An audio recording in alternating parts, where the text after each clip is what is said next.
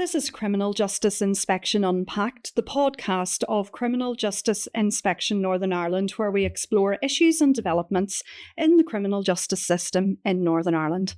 I'm Melanie McVeigh, and if this is your first time listening to our podcast, or if you're a returning listener, welcome. It's great to have you with us.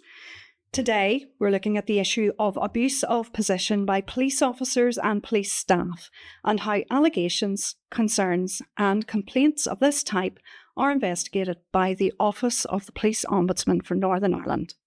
We'll be exploring what abuse of position is, what it means for all of us, and most importantly, can we, the public, have confidence these investigations and the process surrounding them are as robust and effective as they should be. Joining me today are two guests who are well versed in this subject. We have Nikki Davis, Director of Investigations with the Office of the Police Ombudsman for Northern Ireland, and Muireann Bohill, CJI Lead Inspector for the Abuse of Position Inspection, which focused on how the Police Ombudsman's Office undertook these types of investigations. Muireann joined CJI in August 2020, having previously worked as a senior public prosecutor with the Public Prosecution Service for Northern Ireland. Her work in CJI has meant she has led and contributed to a range of inspections, including work on court administration, criminal legal aid, penalty enforcement, women in conflict with the law, and file quality and disclosure. Nikki joined the Police Ombudsman's Office as an investigating officer in 2007, having previously worked in a number of investigatory roles abroad. Nikki moved on to become a Deputy Senior Investigating Officer, apologies Nikki, then Senior Investigating Officer with responsibility for the investigation of significant investigations before taking up her current role overseeing all non-legacy investigations in January 2024. That's right. Well settled by now then. Yes, You're both very welcome. So we're going to kick this off. Muireann, if you don't mind, I'm going to start with you. Key question for all of us. What is abuse of position? Can you break it down and tell us how serious it can actually be? Yes, Melanie, thank you. Well, abusive position refers to a situation where a police officer a person entrusted with the powers of a police officer or a member of staff employed by the police service uses their powers to for improper purposes to get a gain for themselves or to cause the loss to another person. Is it fair to say it's corruption? It is corruption. It is corruption, yes. At the time of the inspection, there was no set definition of abuse of position. So the cases were currently being classified at that point within APONI as malpractice cases. Now, malpractice is more of a negligence or an oversight by someone in the professional job, whereas abuse of position is a more deliberate act where someone intentionally sets out to be dishonest. You set out to do this. You know what you're doing. Deliberate act. By omission, that's correct, Melanie. Okay, so can you give us a flavour of what type of things could be categorised as abusive position? Yes. Just a flavour. Yes, it can be a number of things. For example, it can be improper use of computer systems or management systems where an officer or a member of staff may gain access to a system to retrieve information that they haven't permission to do. Alternatively, it could also be corruption through for financial gain. Or it can be the situation which we're hearing more and more readily about in the media where there's abuse of position for sexual purposes. So I think it's really important to say that we're not out here to frighten anybody at any stage. And that, again, to place it in context, majority of police officers and staff working for Police Service of Northern Ireland will go to work each day, often maybe in challenging circumstances, and they will act professionally and with integrity in service of the community. Would you both agree that that's fair? But it's something that we can't ignore. That's the message I'm getting. And this kind of corruption, it does exist here. It's not something that's just happening elsewhere. No, that is correct. And it's important for that reason because we expect and we need police officers and police staff to uphold the highest of standards. So when they abuse their position for such inappropriate purposes or improper purposes for their gain or for someone else's disadvantage, it's important that there's a robust response to that, because it affects people's perception of the police and their trust in the police service. So it's very, very important that we can trust the police are doing their job correctly and properly. And as you've said, for the most part, they are doing that. But it's equally important that there is a system in place through a pony to have a good investigative process, so that those serving police officers who are doing everything correctly can trust in that investigatory process to ensure everything is being done properly and that behaviour is being tackled and addressed. Okay, well, maybe that's a good opportunity for me to turn to Nikki and sort of get your thoughts around, in your position. Can you give us an idea, are the number of reported allegations or concerns and complaints of this type, Nikki, are they increasing? Yeah, I mean, over the last number of years, they have increased. And as Muireann talked about there, you know, we receive around 3,000 complaints a year. But those are not all abusive possession. No, they're not. There are 3,000 complaints, which range in terms of the nature of those complaints. And a small number of those will relate to complaints about police corruption, and then also involve complaints about abusive possession for sexual purposes, which we have seen through the cases that we've received is really about police predatory behaviour. And this isn't just about police officers maybe making inappropriate comments to members of the public they come into contact with it during the course of their duties. This is about what's predatory? Spell out for us, what is predatory behaviour, or how do you see it in your role? So there are different forms of predatory behaviour, but for example, officers in a position where they are engaging with victims who are in vulnerable situations, even by the fact that they are involved with police, can make them vulnerable due to the situation that they are in. They may also have other vulnerabilities, and police officers come into contact at a time of need, when these victims need police and they need assistance. And police officers are using that as an opportunity to cultivate or form relationships or make inappropriate contact with that person that they've met during the course of their duties, to form either an emotional or sexual relationship with that person. Again, there's a power imbalance there clearly, and what we find from our victims is some of the time the victims don't realise they're victims, and they actually blame themselves for the situation that they come into when they form a relationship with a police officer who they've met during the course of their duties and who have dealt with maybe the complaint that they're involved in that involves police. Can lead to maybe a bond being formed, that the lines then become blurred. Yes, and then obviously we talk about consent, and due to the situation and the power imbalance, is that actually true consent? Is it informed consent, as we talk about? You're actually touching on what I wanted to look at next, which was about what impact can it have on victims?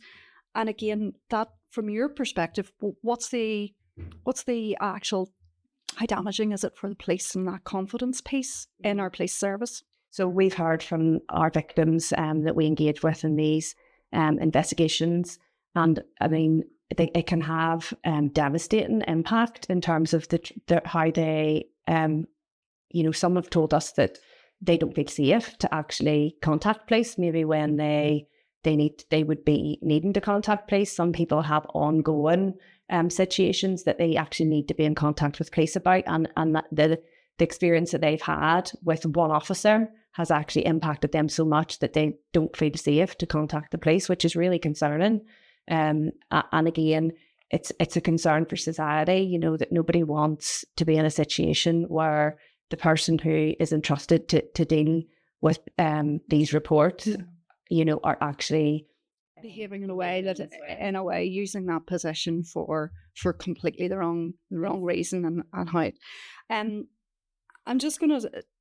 Can you give us an idea of how many active investigations there either are at the moment? I think we have figures around how many there were at the time of the inspection, but I'm just sort of I'm wondering, has there been an increase in reporting, maybe off the back of media reports or very high profile cases where there has been abusive possession and there's been a lot of news coverage around it? So we commenced a full analysis of a strategic analysis of all the cases that we have been dealing with over the last 5 years. And that started in August this year, and it's actually coming. It's coming to the end of that process now. So we are looking at that information and the exact numbers of cases that we've had over the past 5 years. The report referred to how we actually identify those cases, and we've obviously put systems in place to better identify those cases that relate to abusive possession and abusive possession for sexual purposes, so that we can carry out that analysis and look at the trends around that and the characteristic, the offender and victim characteristics, so that can inform how we conduct our investigations, and also to provide insights to our criminal justice partners to, again, hopefully prevent this behaviour from happening. That's interesting, and I'm going to come back to you on this. I'm just going to swing around back to Muireann here for the moment and just ask you about the actual inspection and what were you doing as part of that inspection, and who were you talking to form your views? Yeah, well, this inspection, really, what we did with this inspection, we focused on the process from right from the beginning. So the receipt of initial complaints into the Police Ombudsman's office, how they were investigated, how the evidence was gathered, right through to the decision-making process and submission of files either to the Public Prosecution Service or to the Professional Standards Department within the police service, who were responsible for taking decisions around disciplinary proceedings. So we examined the process from the beginning until the end, just to look at the full effectiveness of the process. And as part of that, we spoke with the Public Prosecution Service, Police Service, and also to the Department of Justice. Everybody's very independent. Very much so, but each body has their role within it. So we consulted all parties who really were part of this process with the Office of the Police Ombudsman's Office. And you were also talking to the staff that are actually working in the Ombudsman's office, Nikki, her team, the investigatory officers. Very, very much so. As always, Melanie, with the inspected organisation, we speak with as many staff as are available to us to get a full and an open picture. It's not about the data, it's not just about the figures on a page, it's about the experience of the individuals as well. Very, very much so. At the end of the day, the staff within each organisation that we inspect are best placed to speak with us as to the work they do and how things are working operationally. So what were they telling you? What were the good things? And maybe what were the other areas that needed to be looked at? Just following on, actually linking in with what Nikki's already spoken around victims. Now, the one thing that was very obvious from the beginning and throughout the inspection was they had very, very good victim care from the get-go, from receipt of the initial complaint, from complainants or whatever form the complaint or referral came in, and they were picking that up from the get-go and bringing the victims through the process and being very aware of victim needs and very aware of vulnerabilities. And they were very responsive. We saw in cases, we saw examples of really good action plans around victim engagement, like a victim engagement plan as in taking cognizance of any vulnerabilities or any needs they may have, and actually formatting the investigative approach around that to accommodate them as best they could. So that was a very, very strong positive around that. Which is encouraging. Very, very much so. And we also did as well, just in particular around abusive possession for sexual purposes, we did become aware of it wasn't just a case that those cases have been received in from complaint and that the police ombudsman was initiating her own motion investigations around it where she had concerns.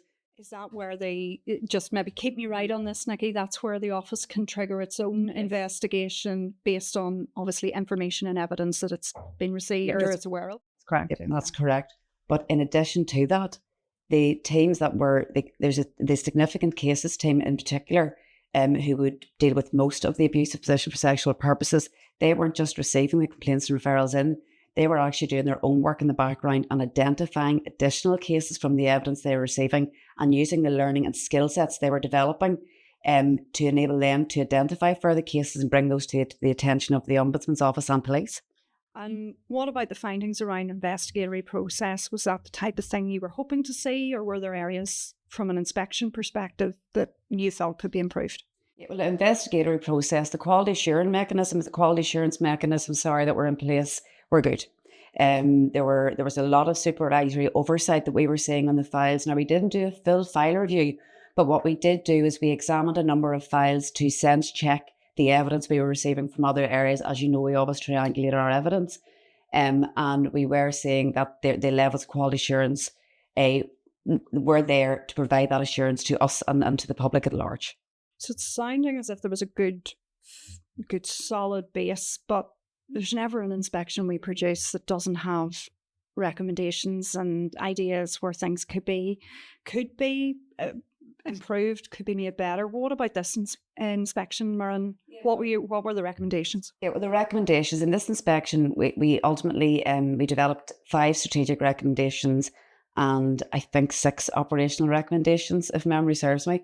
The strategic recommendations, now not all of the strategic and operational were directed solely at the Office of the Police Ombudsman. There were some for police and some for PPS and some for the Department of Justice. But in relation to the strategic recommendations, we touched on it earlier on in our discussions, the need for a definition of abusive position and the strategy around that to enable the Office of the Police Ombudsman to monitor the cases and so that they can see if there are any improvements around the recommendations they're making. They can identify areas of policing that perhaps require more focused training or more awareness around specific issues to improve policing and to improve confidence. We made it... Just maybe stop you there and just bring Nikki in on that point. Just that whole piece around the abusive position definition, Nikki. Is there a reason why it wasn't there in the first place, or is there something? Do you think it's something when you act on that, is it going to benefit your organisation? So within the 3,000 complaints that we receive a year, we categorise those complaints, and also in terms of the nature of the complaint and what that aligns with in terms of any potential criminal offence or breach of the PSNI Code of Ethics. But there's such a range and breadth of those types of investigations that whilst it was clear, we can clearly categorise abusive position for sexual purposes, which is a form of abusive position. There would be, and we, as Muireann said, we also identify cases of malpractice. I think maybe what is missing from that is where there is that targeted police corruption rather than a potential failure in duty or failure in system. And it's about when we look at abusive position and our strategy going forward, being able to identify and differentiate between those complaints. It sounds like it could be something that could really help your team when they're going forward in terms of the structure and the clarity. Yeah. So that there's even, I suppose, a clearer focus around it. Would that be fair? It is. And also it will help us just to further understand how many cases that we receive from which areas, and also inform any insights that we might give to PSNI. Data and management information could well be, you could maybe surface it with greater ease at your end. Yeah. And again, this is also about how we manage our cases within our case handling system as well, which is something that we are procuring a new case handling system that will better support us to enable us to do that a bit more easily than we currently can. Okay. I'll go back to Muireann because I sort of jumped in on her there. There were some other recommendations as well you wanted to see some action on. Yes. Well, the other strategic recommendations, we made a strategic recommendation around the partnership agreement that was under development between the Department of Justice and the Office of the Police Ombudsman for Northern Ireland, just to cement that relationship and to make clear the rules, and just to get that partnership agreement up and running, to provide clarity to both organisations. We made a recommendation to the Office of the Police Ombudsman to develop a workforce and a learning and development strategy. Now, we were aware there was a piece of work around that already underway, but it was more from the point of view of trying to future-proof staffing needs and have the organisation have a proper handle on their need, their workforce need, and the skill sets required to really move forward with this organisation as it is developing, because a lot is changing and there is a lot of flux at the moment. So it's just to enable the organisation to continue to respond effectively. We made a recommendation to the police service asking them to review their guidance so that it is in line with national guidance in relation to the requirement to refer all abusive position for sexual purposes cases into the Police Ombudsman's office, and to look at their referral system for the files being forwarded to the Police Ombudsman's office, because there was some discrepancy found. So I was going to just say that in the report it did highlight that there was a difference in the numbers on the PSNI side with their professional standards, and then the numbers that your office had, Nikki, and actually some cases, it's fair to say, were being identified at your side, and then you were acting upon those. That whole communication piece and that activity across all of the partners, is that going to help your role in addressing that? Yes, definitely. I mean, obviously, You can't do it on your own, I suppose, is the message. and if there is intelligence or information or evidence of police predatory behaviour or abusive position, then we want to know about it, and we want to independently investigate that, and we are the mechanism to do that. So, we have been communicating with PSNI around how we can better structure and align in terms of those abusive position for sexual purposes cases and how they communicate that to us. And that has been working much better, which I'm glad to say, in the last 3 or 4 months. And as whilst the inspection report, it's only been recently published, but you've actually had sight of it quite a wee while ago, as part of our processes for checking. And also as part of the inspection, we took that as an opportunity to reflect and grow, and we identified some of those areas as the inspection was ongoing, with obviously assurance from Muireann and the team just about what we can do to improve that. And the resourcing aspect as well, is that a recommendation that you welcome at your side? Yes, definitely.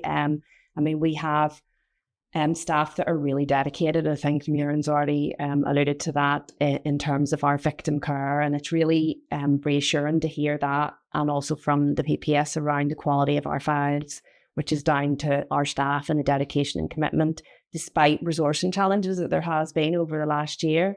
And instability around, people in temporary promotions, posts not filled. But we've had a real recruitment drive. Our website has been very busy advertising for key posts, and particularly for investigating officers, because they are really the key in terms of investigating abusive position. So we're really pleased that we have we've had an external recruitment campaign that was very well received, and also internal moves and promotions and changes in role, which again has brought about a renewed energy as well to the organisation, which has been really positive. So it's not to put words in your mouth, but is it a case that the report could be a tool for improvement and development within your own organisation? It's an opportunity for you. Certainly, I embraced it as an opportunity from the first scoping meeting that we had, and the terms of reference being received, and it really aligned with the timing of our transformational change programme. So it was good timing for us, because we were already looking at our transformational change programme, and some of the elements of the inspection were being included in that transformational change. So it was really good timing in terms of having that external oversight, because we're so used to, we are the independent oversight. You're the overseers as others. It's interesting to sit on the other side of the fence for once. Yes, and actually to listen and to have that external view brought to us, which I thought was really helpful. You sort of brought it up there. We moved on to other things, but I'm going to take you back. You mentioned there about the recruitment drive, the resourcing issue. It sort of ties in with a question I had in my head, and I'm sort of going to put it to both of you. One of the bugbears across the criminal justice system, it's the time taken for cases to be progressed. It seems to be no matter who has a case, from that point of a report up to either prosecution or a no prosecution decision being made, or maybe a case going on through the criminal justice process to court and a resolution at that point. the report has highlighted some challenges around this for your office, Nikki. Maybe you could expand for us. Why does it take the time it is taking to sort of get those cases through? So I think the report gave the data in respect of abusive position cases where there's a prosecution decision or no prosecution decision, and roughly that's about 18 months for a case where there's going to be a prosecution, and around 13 months for a case where there's no prosecution. And that sounds like a really long time.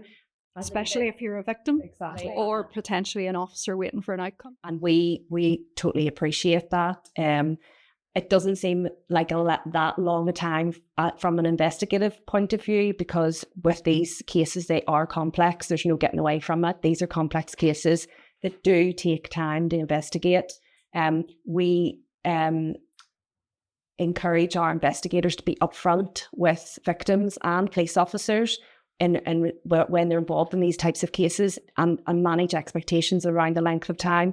I suppose just in terms of the complexity of these investigations, obviously we have victims that may have particular needs, and we need to make proper assessments of those needs. The investigations mostly relate to analysis of large volumes of digital material. We are seizing digital devices for examination, and that takes careful consideration. We have to make sure everything we're doing is legally sound and human rights compliant. The last thing you would want is for a potential prosecution to fall at the last minute because of an error or something that hadn't been fully investigated at your side. Again, exactly. Our investigations have to be thorough. They have to stand up to scrutiny. They may go to Crown Court. We have to stand over all the decisions that we make. And it could be somebody's career on the line. Exactly. And we recognise that it takes this length of time, but through our engagement with victims, we know that they much prefer that it takes the time that it takes, that we can stand over and conduct high quality investigations that will stand up to that scrutiny. But there's also a perception, especially in any sort of case where it may be a staff member or an officer suspended on either in moderated duties or limited duties, taken away from maybe an area of specialism, while in allegations investigated. Does that make sense to the public purse? Is there anything that can be done to sort of handle that? Well, I think as well, just to add to the complexity, what our experience has been with the investigations around police predatory behaviour is when we investigate the complaint, we find that there are other offences that are identified. There are other victims. So there may be more to a one complaint can sort of grow into other areas or other activities. And also what we find as well is we have had to conduct other investigations relating to how supervisors have maybe dealt with these allegations that have maybe come in through intelligence. So that's what makes those investigations complex. But we totally appreciate, the length of time. We all want these investigations to be done quicker. We want to have a resolution as quickly as possible, because we realise the impact that it has on victims, the PSNI in terms of their resources, and on the police officers as well. So we have been doing some work around how we gather information from the police, how we can communicate better with the Public Prosecutions Service, and how we might be able to digitalise that communication. And again, those are all will hopefully improve efficiencies and will sort of maybe take some of that time away. But we also have to accept that due to the complexity of these cases, that's not an unreasonable amount of time. And again, when you finish your bit of work, unless it's a no prosecution decision, that piece of work's being passed on to the PP, the Public Prosecution Service, for their consideration as well about whether a prosecution can be taken forward, which again can lengthen the process, as we know from other inspections. Muireann, is that fair? That is exactly what happens. And currently, as it stands, Melanie, the file will not be forwarded on then to the Professional Standards Department to look at misconduct hearings or proceedings or performance management until the conclusion of the matter by the Public Prosecution Service, be that a prosecution or no prosecution decision. That's the landscape currently because of the legislation. And one of the operational recommendations we made around this to the Department of Justice was to amend the current legislation to allow for situations where it is appropriate for a Professional Standards Department to deal with misconduct proceedings before the matter is concluded by the Public Prosecution Service, to tackle those situations raised by you whereby someone may be suspended, for example, on full pay, or where someone has been placed on other duties but still potentially could pose a risk to members of the public. So, and always, of course, with the victim at the forefront of the considerations to try and get the matter dealt with as soon as possible to alleviate any concerns they may have. So that is one of the recommendations we have made. Can the timeliness of any investigatory process be improved? Very much so. And I think that's always something that we're going to be looking for from every organisation. And rightly so, Eleni, rightly so. Delay has been a long-standing issue within the criminal justice system in Northern Ireland. And, you know, the Office of the Police Ombudsman, like all criminal justice organisations, should continue to monitor case progression, to look and identify areas where improvements can be made around efficiencies and timeliness to try and reduce delay and try and improve outcomes, not just outcomes with regards misconduct, but outcomes from the point of view of the experience of the process for victims. So was that one small step from it forward potentially from everyone that we're looking for? Strive for improvement. Yeah. That's and that point you were making there about the recommendation to the about legislation. It's also very important that due process, people's right to a fair trial or anything like that is protected throughout the experience as well. Very much so. And from the files that we did see in the Office of the Police Ombudsman's, as part of the delay on the files that we did look at was trying to schedule interviews with accused parties, with the complained about persons. And there were a number of occasions where they may have had to try and schedule that on a number of occasions, either due to issues with getting that person in for interview or their legal representative being available to come in with them. So we certainly saw evidence that efforts were being made to ensure that person had their opportunity, and rightly so again, to respond to any allegations being put to them or about them. It sounds like independent bodies, but working in partnership with a good, strong foundation is very much a key around this. And I'm getting the sense that that's part of what you're looking to see happening too, Muireann. You know, the relationships, the strong relationships being maintained and where possible built on further. Very, very much so. And that's really what with any inspection, we hope that improvements can be made within organisations, but for the criminal justice system as a whole also. And we always find the most effective way of doing that is for organisations to get together, work collaboratively to try and improve things. Because in Northern Ireland in particular, the landscape that we have in the criminal justice, everyone does have to work quite closely together because we're all part of a process. There's only one police service, there's only one prosecution service covering the whole of the country. Very much so, but we're all part of the one process, and that is the thing, you know, and we all have our role to play to try and get matters investigated as effectively as possible, being victim-centred throughout to get the matter before the court for due process, as you had mentioned. I'm going to swing back round to you, Nikki. I'd be delighted to know this, just picking up on that about the relationship. In terms of the work that you're doing in your office, is there anything further that can be done in terms of follow-up with the police around their findings or their actions? Because your office makes recommendations based on the investigatory process that you've gone through.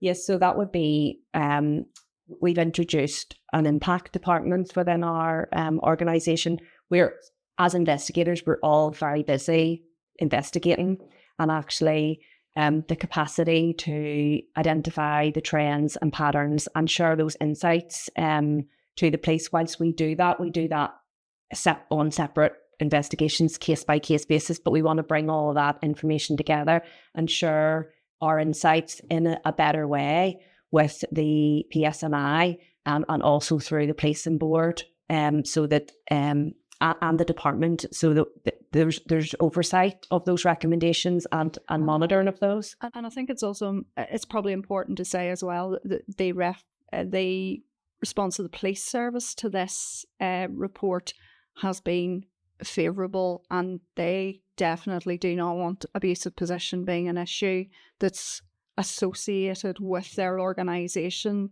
They want the integrity of the service maintained. Yes. Yeah. I mean, so there are actions to ensure that is done, to ensure people within the organisation know where the professional boundaries are, I suppose. That's something you can assist with. Yes, and we hold the information, and that's when I was referring to the strategic analysis. We hold all this information about our investigations, about characteristics, about warning signs, victims' needs, and we want to bring that together and share those insights around those investigations with the appropriate organisations, so that we can fulfil our role in ending violence against women and girls, because abusive possession for sexual purposes is part of that, and that's a strategic priority for us as an organisation.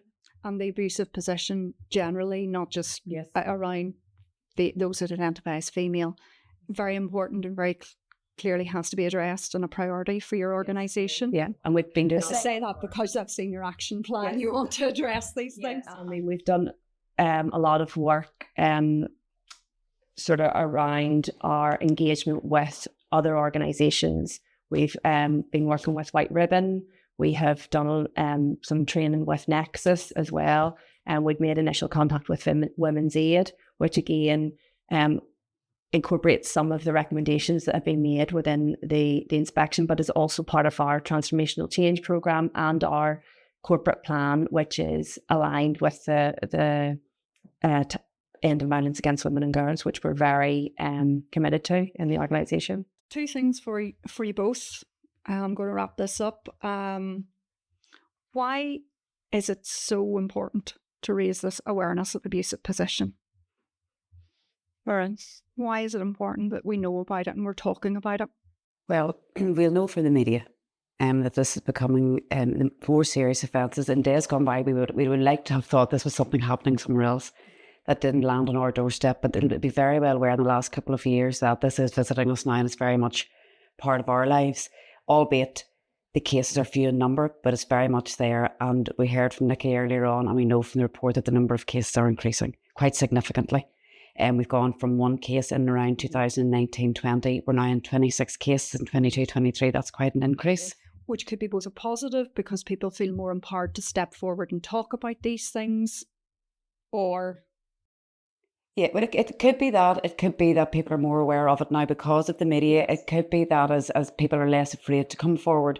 But in Northern Ireland as well, we have a more difficult job because for a number of years, and we continue to try to build confidence in policing aside from the abusive possession aspect. So we have to work that bit harder in Northern Ireland.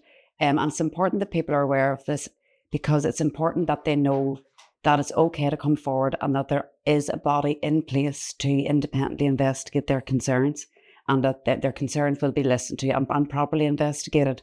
And our hope from this inspection is that the recommendations will be implemented, and that it will build confidence of both the public and the police service themselves, that their complaints and concerns will be properly investigated, and that the learning will be taken from this here by police service, and improvements will be made. So Nikki, if someone's listening to this and they're concerned or about themselves, or maybe know somebody and they're concerned about maybe something's just not sitting right with them, is this abusive possession, what would you say to them? I would say contact our office. I mean, as Muireann said, it's important for society and for people to know that there is an independent body here to investigate those complaints. This is about keeping people safe. And we, as the Ombudsman's Office, have a role in that. So anybody that has any concerns at all, whether it's about themselves or anybody else, to make contact with their office. And I think the inspection report would support that we take these matters extremely seriously. We robustly investigate these investigations and these complaints. And from the outcomes of those complaints, officers have been dismissed and also convicted in respect of this police predatory behaviour. And it also acts as a reassurance for those police officers and maybe police staff that are actually doing their jobs to the best of their ability and in a professional way, that if there is a colleague or if there's someone that is not upholding those same standards, that there's a process that behaviour will be dealt with. Is that fair? That is fair, and it's really important that police officers know that they need to feel safe in the environment that they're working in. And they also have to have confidence in the work that you're doing in this area. Yeah, because it's our role to maintain confidence in policing by our independent oversight of police complaints. And with that, I'm going to bring to a close another informed conversation on the topic that has the potential to impact on all of us. Thank you, Nikki and Murren, for your time, for your insights. It's been a really engaging discussion. No doubt you'll be both keeping a close eye on what happens next to deliver improvement. In the next episode of Criminal Justice Inspection Unpacked, we'll be looking at what has been happening in the last 12 months to progress recommendations made following CJI's first review of the implementation of the Domestic Abuse and Civil Proceedings Northern Ireland Act, and that was from 2021, and the work that's ongoing across the criminal justice system in that area.